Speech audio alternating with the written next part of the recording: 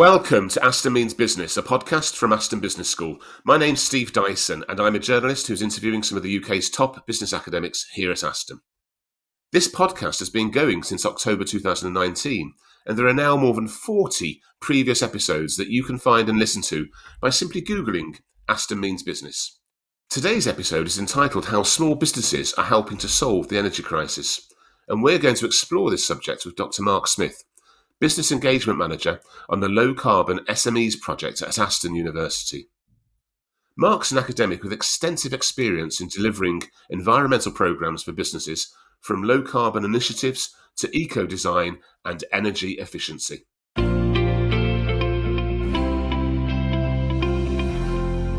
Hello, Mark. Good morning, Steve, and thanks very much for the very kind introduction. No problems, Mark. Mark, I want to start by finding out a little bit about who you are, where you've worked before, and what brought you to Aston.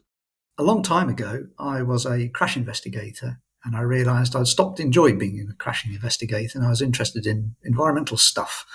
So I wouldn't necessarily say I had a career change, because I've never really had a career, but I lurched into what was then called green design, which became eco-design, largely from a research perspective at the Open University.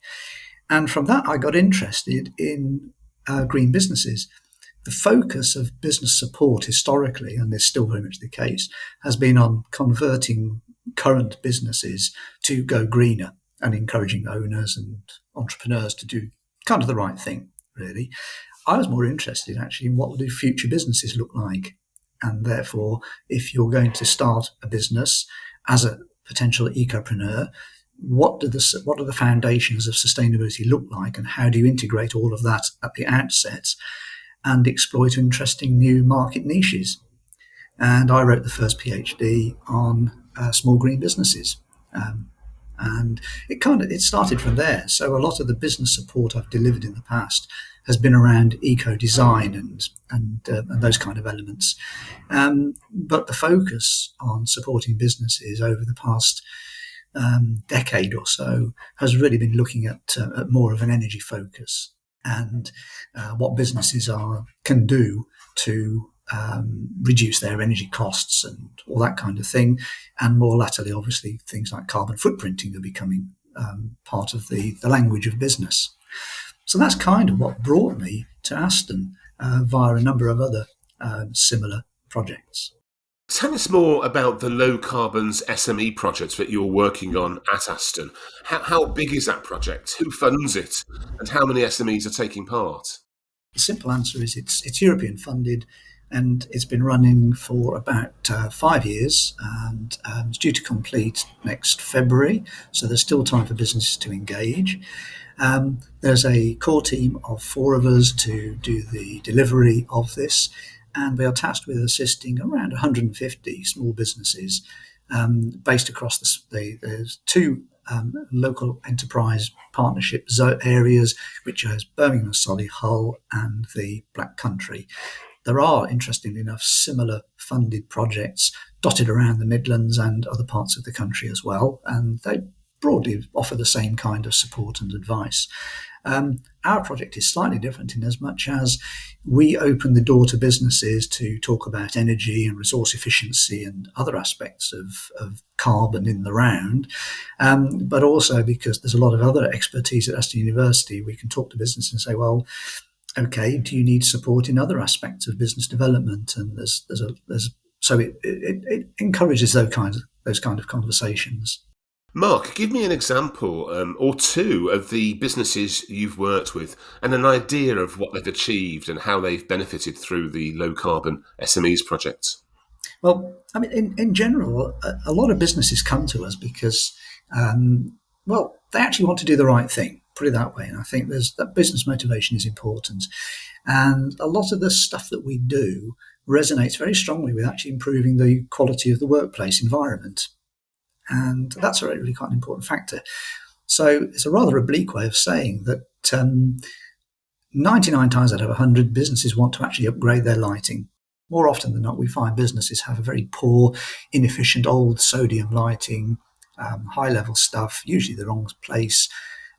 It's very old, produces more heat than light.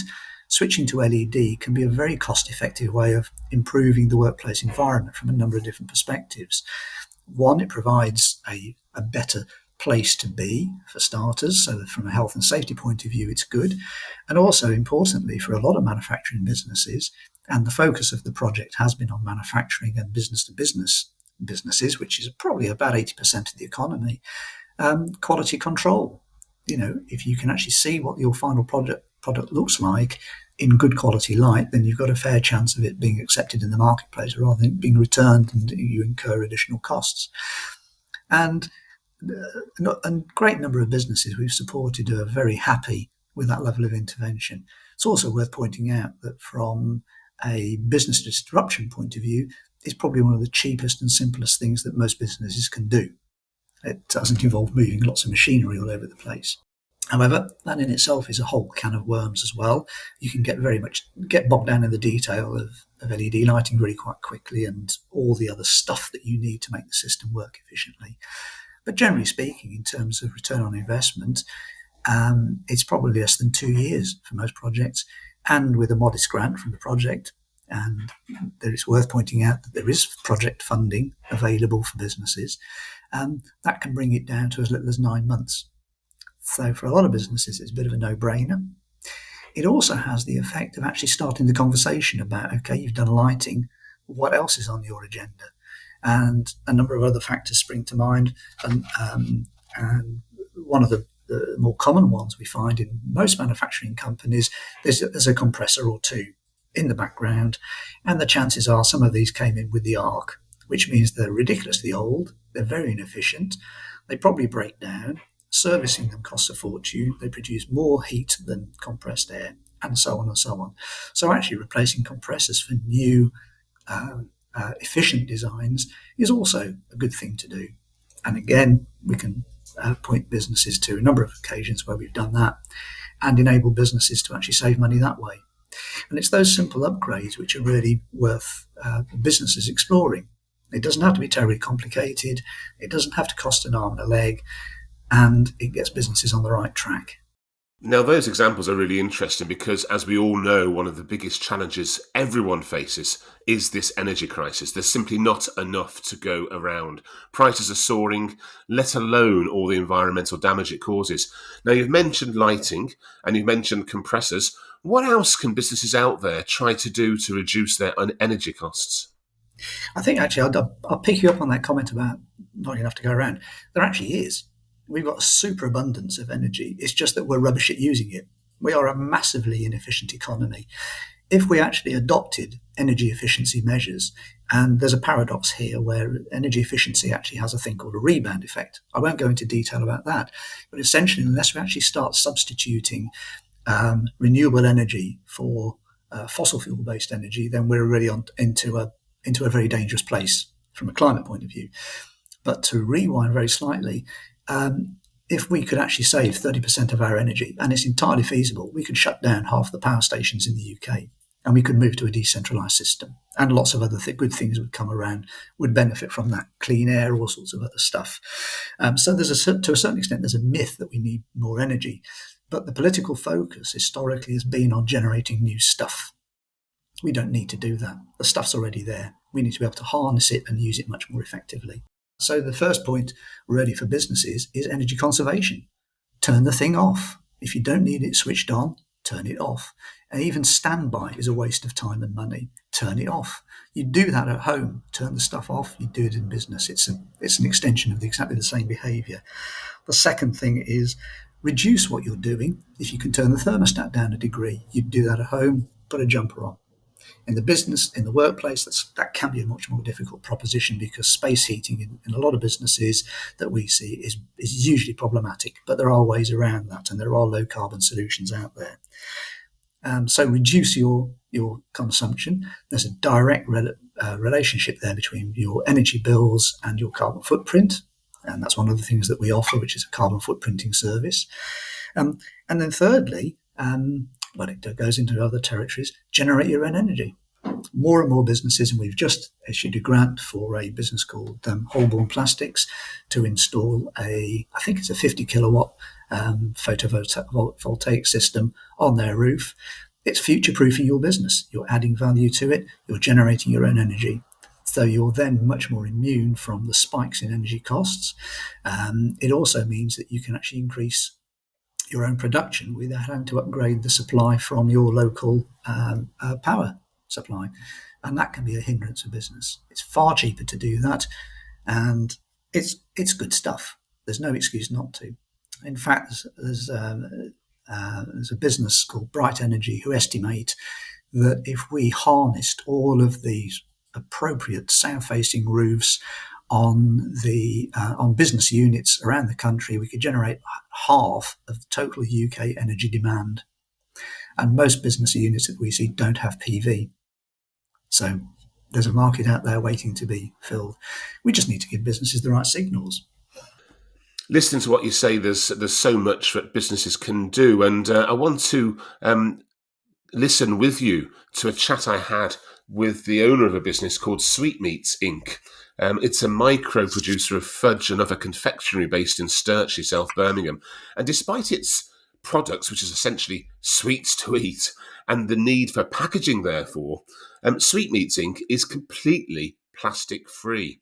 I had an interview earlier with Cassie Kirk-Gould, who owns Sweetmeats Inc. So let's listen to what she had to say.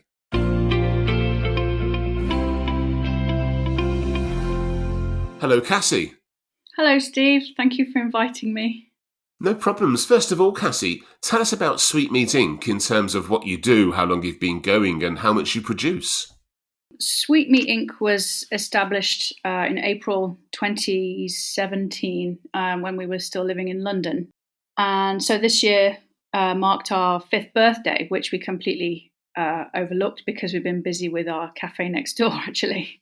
Sweetmeat produces a range of fudge, honeycomb, chocolate brittle, peanut brittle, and fudge sauce. We provide our confectionery direct to the customer in our cafe next door. We sell to the customer online, and we also sell to other businesses. Now, Cassie, I know you're proud of being plastic free, which is great stuff, but tell us more about what that actually means in terms of packaging for your products.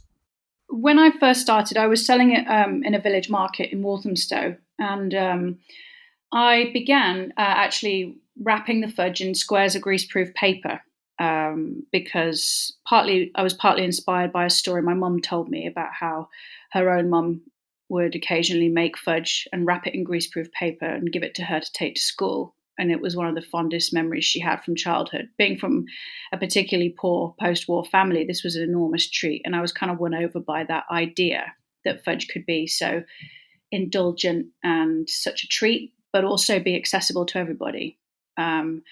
But obviously that couldn't work long term. I realized that, the fudge needs to be sealed in a bag so that it doesn't dry out and lose its flavor over time. So I started looking at bags that I could put it in.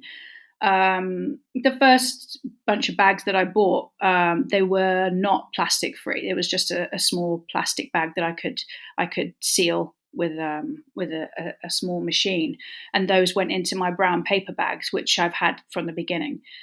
But I realized quite quickly that as I was more aware as a consumer of the problems with plastic waste, that I had to make a decision about what I was going to be as a producer.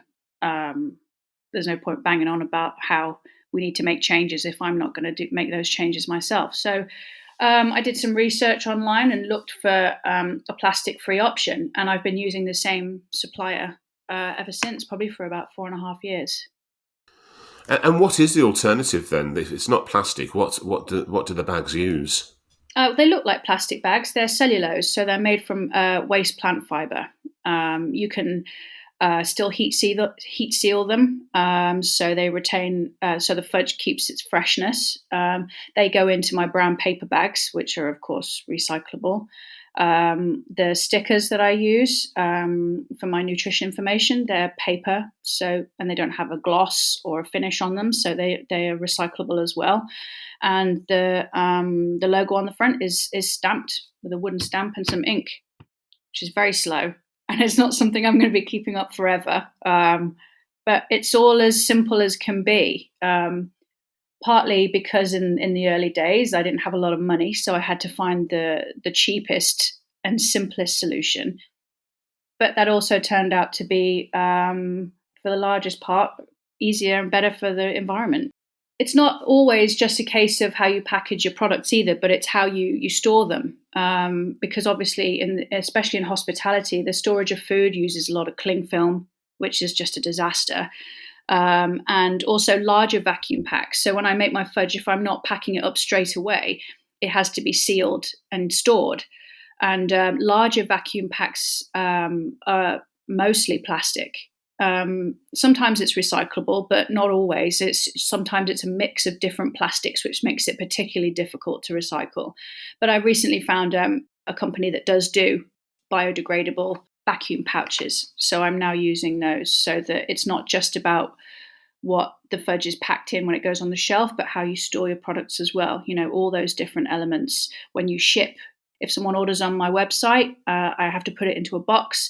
It has to be packed in paper so that it doesn't get bashed around inside the box. So there's no plastic and there's no bubble wrap inside there either. So there are lots of different elements involved. Sellotape as well. We got it branded so it has our company information on, and that's also paper-based. It actually sounds quite complex. There's a lot of things involved. And I know you've said that you searched on the web and you found this company and that company.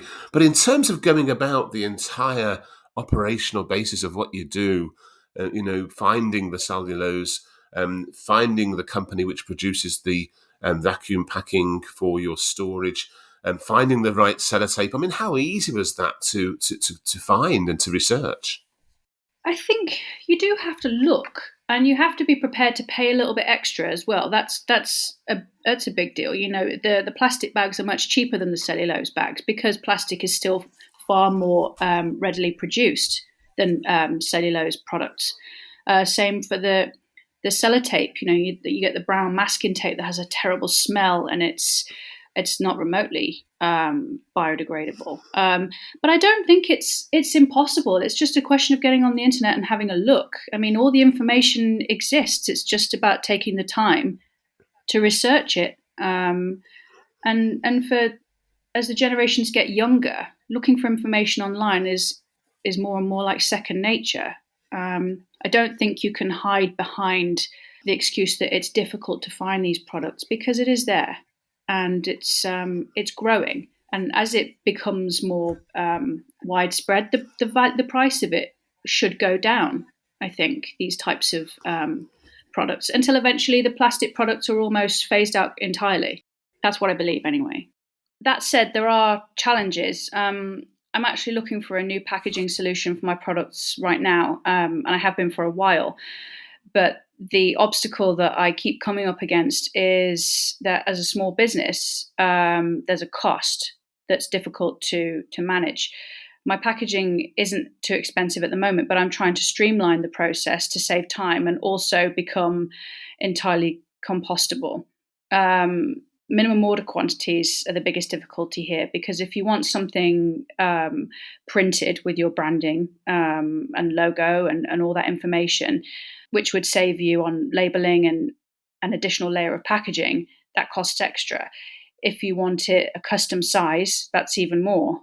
This is something that I've been toying with for a while, and I haven't decided how best to move forward. So I'd be happy to take some suggestions, or if anyone's got a solution, I'd be happy to hear from them.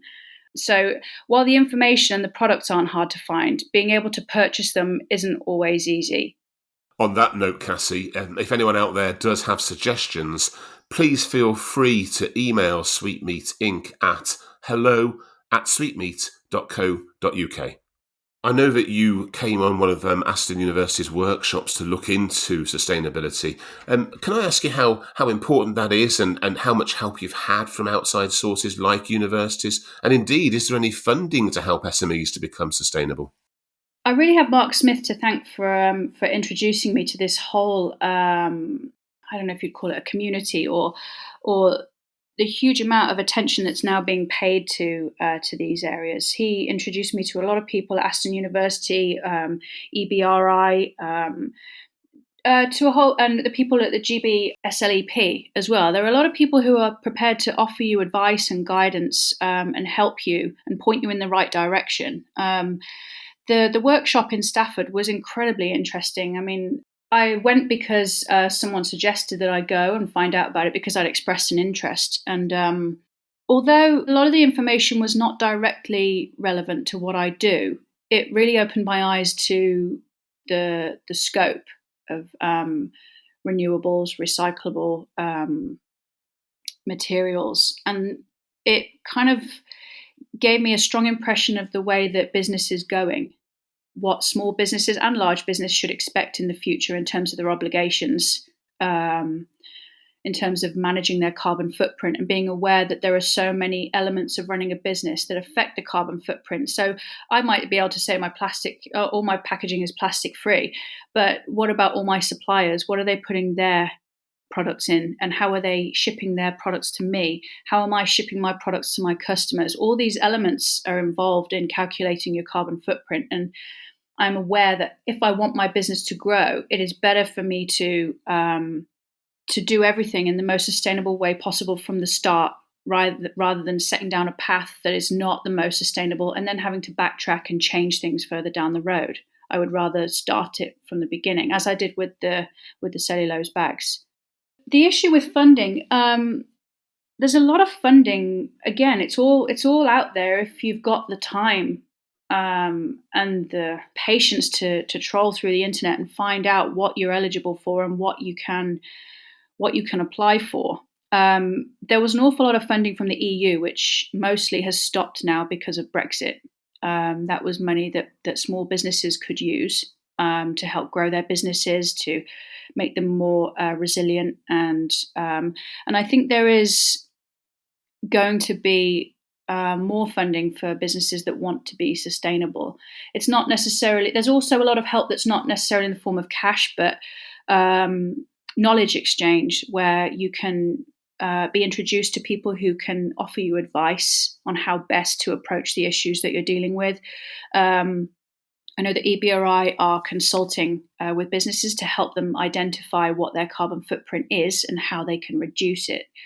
And it's changing all the time. There are pots of funding that become available and then they finish, and then other pots of funding become available. That's how it seems to me. I'm in the early stages of planning the next stage of my business, and it's a large scale, well, certainly large for me, large scale development. And again, I'm trying to get everything in place so that when I begin, I have the right connections and I'm starting from the ground up. I'm not building something and then having to go back and address the issue of the carbon footprint. I want to ingrain it in the foundations so that it's, from the word go, we're already ticking the boxes. Cassie Kirk-Gould, the owner of Sweetmeats Inc, a small confectionery company based in Sturchley, South Birmingham. Many thanks for joining us on Aston Means Business.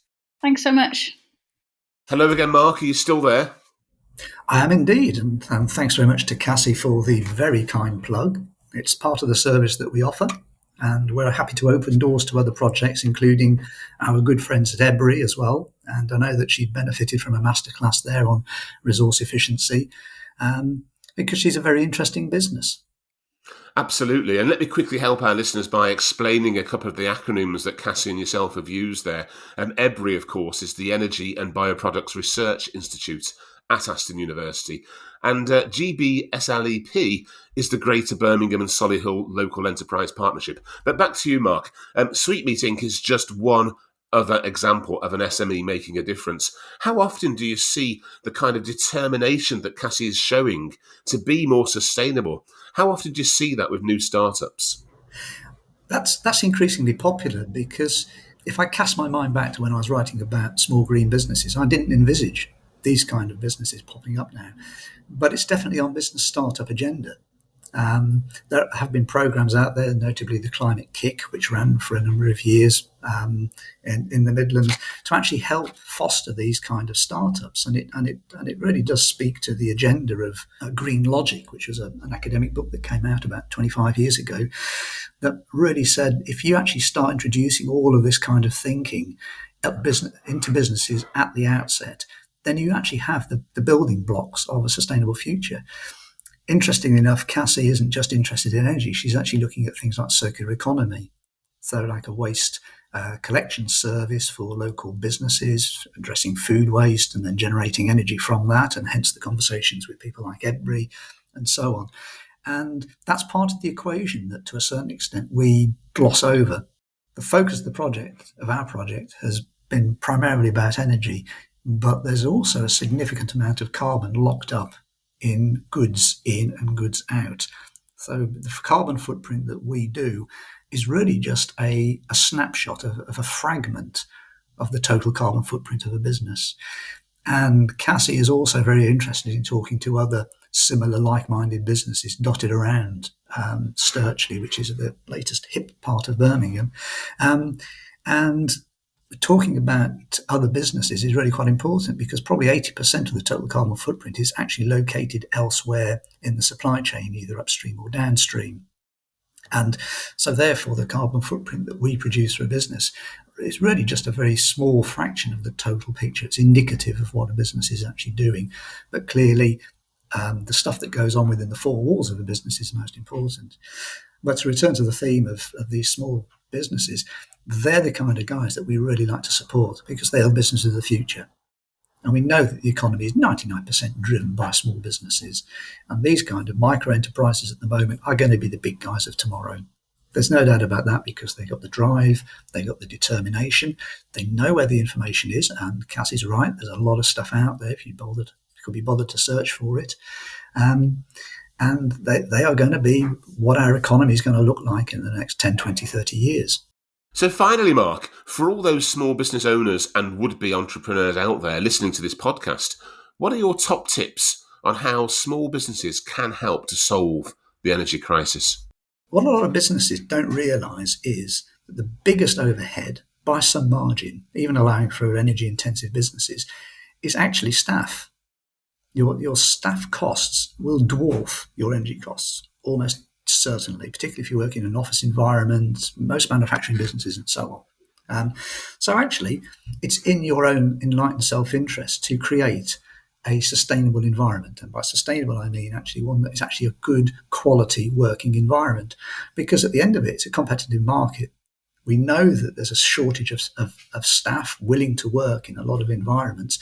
So if you've got a choice of working in a dirty old smelly workplace, with poor quality lighting that's cold and drafty and so on, are you going to choose that as opposed to a warm, well-lit, well-ventilated, well-heated working environment? If you want to attract the best and the brightest guys that are coming out of colleges and apprenticeships and all that kind of thing, you have to actually do this kind of thing. It's part of the competitive landscape of running a small business. If you want your business to grow and thrive, great. And that speaks to the business objectives. Most businesses actually want to do the right thing, as I mentioned earlier. So if you can actually create that environment where you're building something for the future, it could be a legacy. It could be something you want to hand over to your kids in the future. It may be something that you simply want to invest in because that's your retirement fund.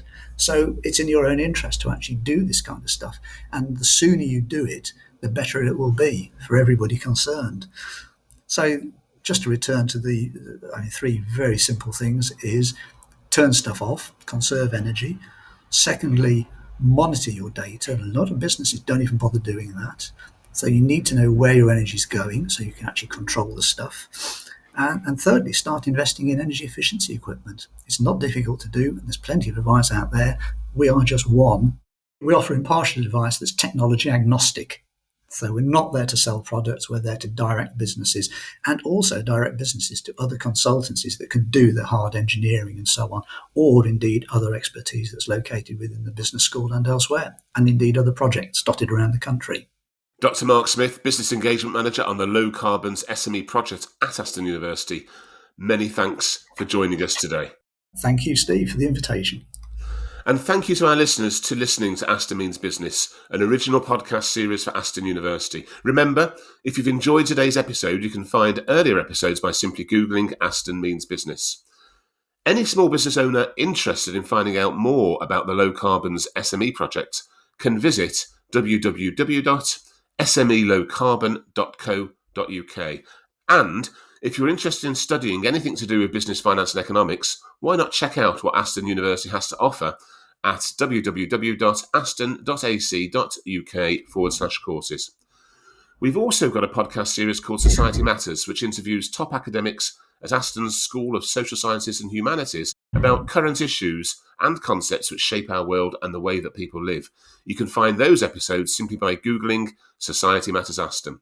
Meanwhile, we'll be back soon with more interviews with some of the UK's top business academics here at Aston.